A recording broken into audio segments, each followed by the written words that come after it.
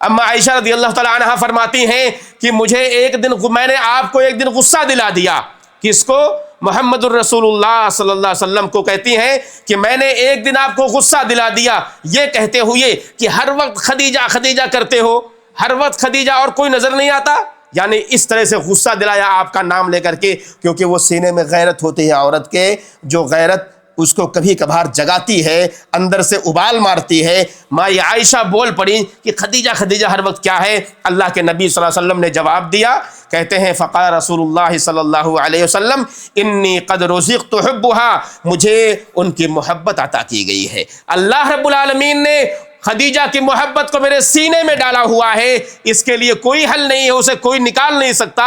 اتنی محبت اللہ کے نبی صلی اللہ علیہ وسلم اپنی بیوی خدیجہ سے کیا کرتے تھے. ایک دفعہ اللہ کے نبی محمد الرسول اللہ صلی اللہ علیہ وسلم اپنے گھر میں تھے.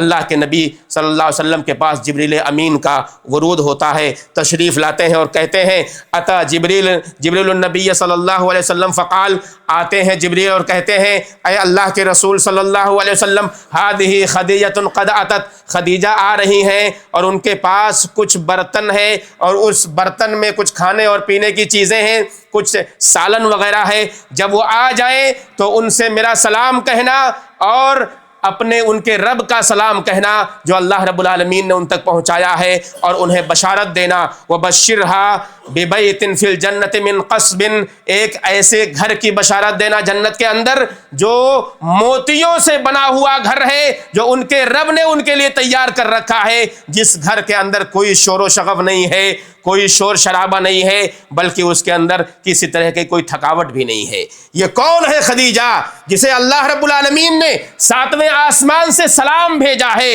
اور کسی دوسری بیوی کو کوئی سلام نصیب نہیں ہوا؟ صرف مائے خدیجہ کو اللہ رب العالمین نے جبریل امین کے ذریعے سلام بھیجا ہے.